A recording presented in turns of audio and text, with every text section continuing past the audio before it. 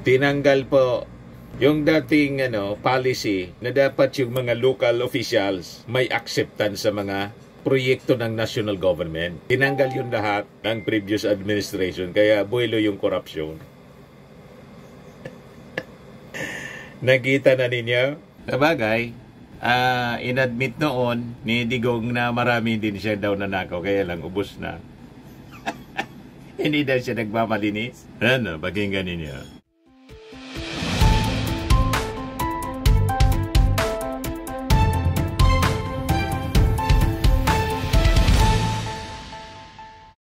Hello po mga kababayan, si Dante Maravillas. Dito ulit tayo sa ating podcast, Life with Dante M.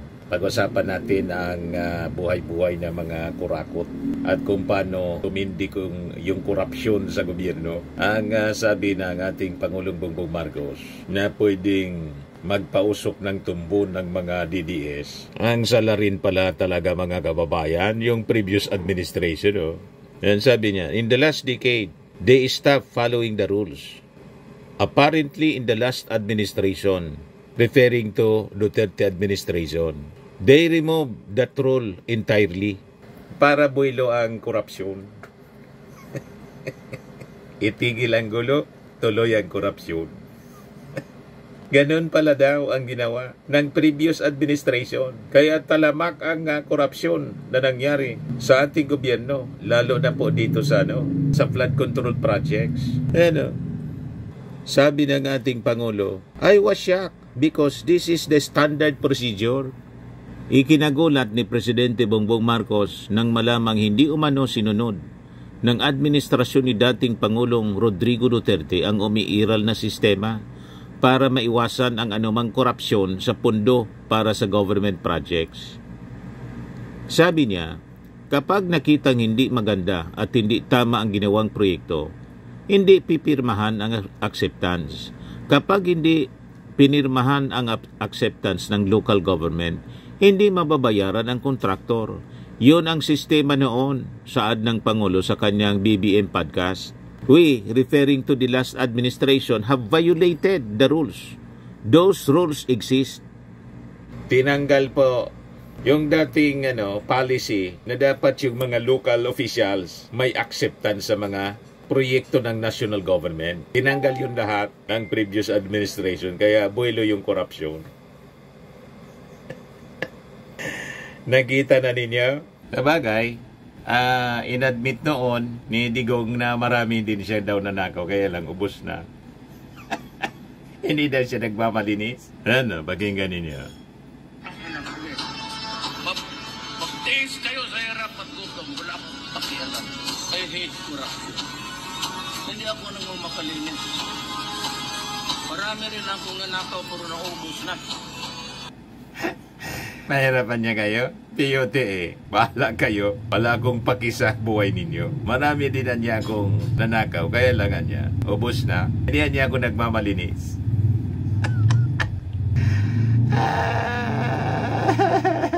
Kaya yung mga DDS po na nagsasabing malinis yung kanilang idol, si Digong, mismong sa bibig ni Digong nanggaling. Yan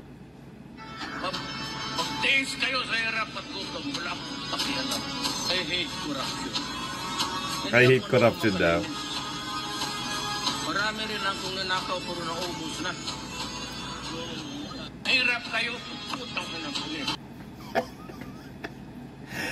You see? So that confirms mga kababayan itong statement ng ating Pangulo.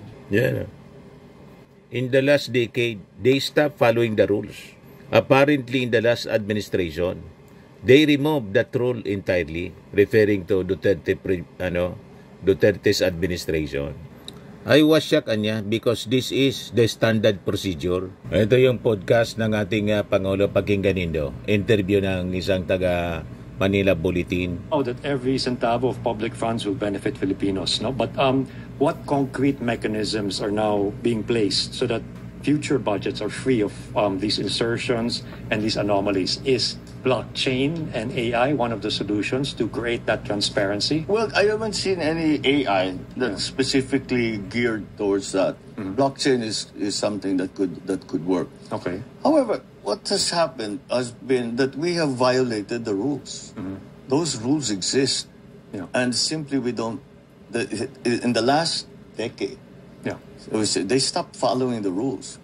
For example, when I was in local government, when national government came in and was going to do a construction, they come in, they do the project, and then at some point they come back to the local government executives and say, tapos na.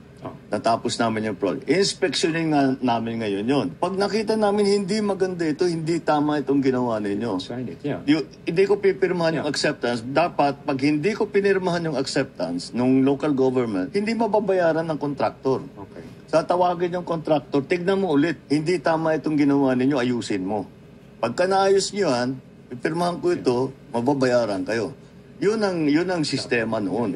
Apparently, in the last administration, they removed that entirely. You see? And I was shocked. I was shocked because this is like standard procedure. This is like, you don't think about this anymore. ICI has been getting a lot of flack also now, because people are sort of prematurely judging what's going to happen in terms of what the ICI is out to do. This is a process. Much of what we've heard are allegations. Right. Si ganyan, nagnakaw eh. Si ganyan, binigyan ko ng pera. Si ganyan. We have to prove it. You don't want to go after people who are innocent. Now, we know many of these people are not innocent. Okay. But if you're going to bring them to court, you must have a very strong case. Look, anong mangyayari? Minadali natin. Hindi kompletong ebidensya natin. Malabo yung ebidensya natin. Pero pinilit natin. Natalo yung kaso. Can you imagine? I know. I think that would be much, much, much worse. But I think that's also something that the people who marched on September 21 have to kind of understand also, di ba? Yeah, but it's understandable din because it's the sins committed, and I call them sins. It's it's no longer mistakes or corruption. The sins they committed it's hard to swallow. I understand that, but if we are a nation, a people of laws, we have to follow the law. Otherwise, whatever we do is not legitimate. May ikulong mo yan. Sasabihin, hindi, wala ka namang ebidensya, wala ka namang ipinakita, hindi mo sinagat yung ganito, hindi mo sinagat. We have to be thorough also. If we're actually going to punish these people, we have to be very, very clear about what we are doing, and we have to be very, very clear that we go after the guilty ones. Because some of the guilty ones, they're trying to derail the system. Hindi ako yan, si ganito yan. Baka mapunta tayo doon. Yung turo ng turo. Make sure that we get yung talagang guilty. And confuse the issues, di ba? Well, that's one of the political and legal strategies that people employ. Parang ang tinutumbok ni President Bongbong Marcos, si Chis Escudero, sige ang panoro. Ang tinuturo lagi si Martin Romualdez, galit na galit kay Martin Romualdez. Lahat ng kamalasan na dumapo sa kanya mga kababayan, isinisisi, tinuturo kay Martin Romualdez. Pati yung pag-file ng isang abogado ng ethics complaint. Ituloy natin yung interview sa ating Pangulo, mga kababayan. Ito yung simula ng kanyang interview. We'd like to thank President Marcos for giving us the opportunity and the privilege to have him as a guest here in the sit-down of Manila Bulletin. Not at all. It's a pleasure. Okay, so first question I wanted to throw at you, Mr. President, is, we've had all these natural disasters over the last couple of weeks, no? Cebu, Northern Cebu, Samar, and then the week before, the typhoon in Masbate. Yeah. It seems we're very disaster prone, no? And this year has been like a Pandora's box in terms of natural disasters. Yeah. How would you assess the Philippines, or what grade would you give us in terms of disaster preparedness and in terms of resilience? In government, the best that we can do is really to be prepared as we can possibly be, and move very, very quickly. Just always, it's very simple for me. I'm motivated by the fact, think of the children that are in distress now. What do they need? What do we have to do? You cannot wait. Don't do it later. Do it now. Do it now. Do it now. And I think the challenge with almost all disasters, especially globally, is that the moment they get shunted out of the headlines or the news, it's what's happening there, and that there are people still suffering and still trying to recover, no? Well, that's why that's what I want to avoid. And that's why I made it very clear when I went to both Masbate and to Cebu I said, this is not a one-time thing. Yeah. We're here. We're going to stay here until everyone is more or less in a stable condition. The difference between, for example, a storm. Pagkatapos, nakikipag-compete yung mga DDS sa ating Pangulong Bongbong Marcos. Pinag-compare si PBBM tapos si Sara Duterte. Si Sara Duterte, ang pinakain lang naman doon po, lugaw man lang pala, tapos may papirma pa. Pinapila pa na. Yung ating Pangulo po, may 10,000, may akap, may tupad. Pagkatapos yung isang balde ng mga ready-to-eat foods. Kompleto yun po. At malamang sa malamang, pati mga DDS nagkinabang. O diba? Pagkatapos yung mga vloggers, walang tigil sa paninira sa ating Pangulong Bongbong. Walang pinipili yung ating Pangulo. Pati DDS na nasalanta ng lindol, tinulungan po. Inong panahon ni Leni Lugaw, nilalait nila yung palugaw ni Leni. Yun din pala ang gagawin nila. Lugaw din. Lugaw ni Sara. Yan sabi dito, bakit kailan magpalista ng mga nalindol dahil lang sa lugaw? Ayan ay palista. Proud na proud sila. Kaya sabi ng Marcos supporter na si Benji Contreras, sa lugaw na pinakain ni Sara sa mga biktima ng lindol sa Cebu, ay kailangan pa ng mga itong magpalista ng kanilang pangalan at pumirma. Masyado naman yung kinakawawa ang mga Cebuanos. You see? Tapos sige panira na mga vloggers ni Sara. Sabi niya, nagpaplano pa lang si PBBM, nasa Cebu na si BP Sara Duterte. I cannot wait for when she becomes our president.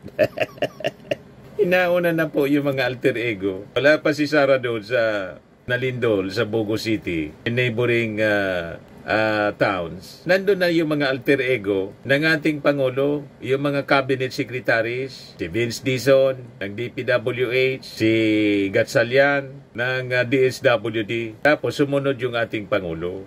Ganun po. Yan yung mga binigay ng ating Pangulo. 50 million sa probinsya ng Cebu, 20 million sa Bogo City, sa San Remigio at Sugod, abang tig 10 million sa Bantayan, Dan Bantayan, Madrilejos, Medellin, Santa Fe, Tabogon, Tabuelan at Bourbon.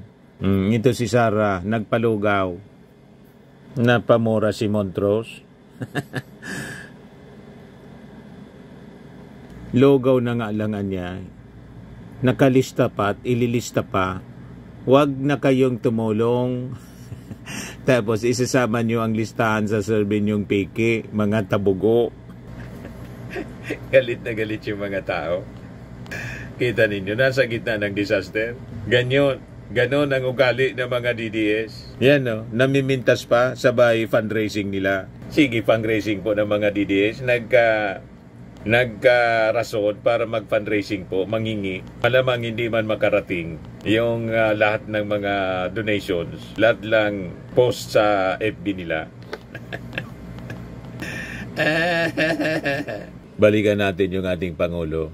A typhoon, like what happened in Masbate, and in an earthquake that happened in Cebu. In Bogo City. Yeah. Pag bagyo, we can always say preemptive evacuation, dalhin nyo sa evacuation center. Yeah. However, after an earthquake, the main damage is infrastructure, is structure. Pagdating ng lindol, sasabihin, dalhin natin sa evacuation center.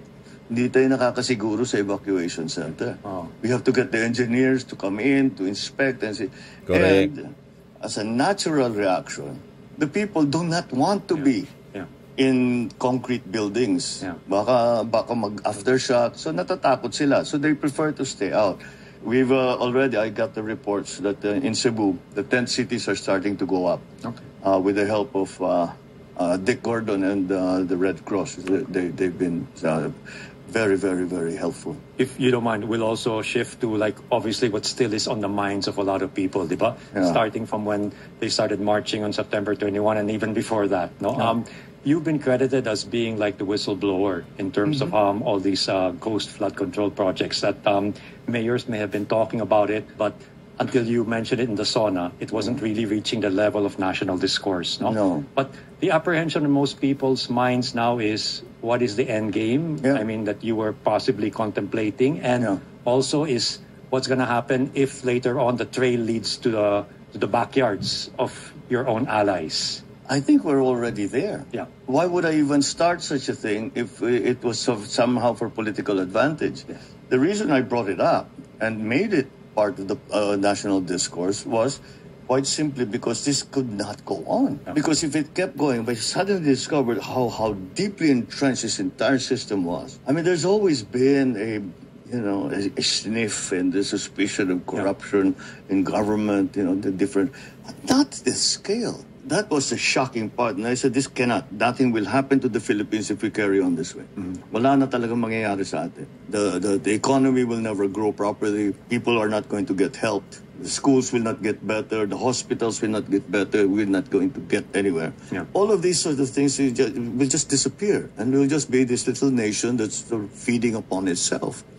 And that's why I brought it up. And I will continue to bring it up because I do not see any point to anything that we are doing unless we move the country forward. Yeah. If we've resigned ourselves to saying that, okay, well, we can't do anything, I only have 6 years. If you resign to yourself to that I can't do anything, you will not do anything. Yeah. And this is what we've seen over so many past decades. So I didn't want to be another one. I didn't want to be part of that kind of attitude, especially in terms of public service. Oh, I mean, I know there are many who applaud you really for that, but I also worry sometimes, does resigning absolve people of culpability? No. Okay. That's not sufficient. That's very good to hear. Oh, no, that's not enough. That's not enough. There is a great deal of damage that has been caused, not only financial damage or economic damage, but actual damage to people's lives. I mean, very simple. A lousy flood control project that collapsed during the flood that killed a family. I mean, how can you live with that? I can't live with it, so I won't live with it. So I will keep pushing. Yeah. So you've also recently ordered the realignment of about 255 billion pesos from DPWH flood control projects, in quotation marks, to other possible venues where it would be spent. No, can you sort of like talk about where you want to prioritize now? This 255.5 billion is basically because of the no flood control projects for 2026. Okay. So that's where we got that number. Yeah. It does not mean that we have given up completely on infrastructure. Yeah. Because we cannot. We cannot. If we stop that, we'll stop the economy, basically. DepEd, for classrooms specifically, we are going to put 26 billion. For Department of Health, 29 billion for medical assistance, UMAIP, and then the completion of all the other hospitals, the specialty hospitals that we were talking about. PhilHealth, 60 billion to increase the number of coverage, the extent of coverage. 39 billion plus will be going to the Department of Agriculture. You vow that... So yan mga kababayan, ngayon nga lang po, may nag-collapse na naman pong tulay. Yan as reported 17 minutes ago. Pigatan Bridge in Municipality of Alcala in Cagayan collapse Monday afternoon, becoming the second bridge to collapse in Cagayan Valley region this year. Yan So yung DPWH nagpadala na rin po ng team para inspeksyonin ito. Sabi ng mga netizen, sino ang yung kontraktor? Iimbestigan pa, subaybayan natin at kung kailan yan ginawa. Ang sabi, luma na yung tulay. So, ibig sabihin, matagal na. Walang maintenance. Di ba pa?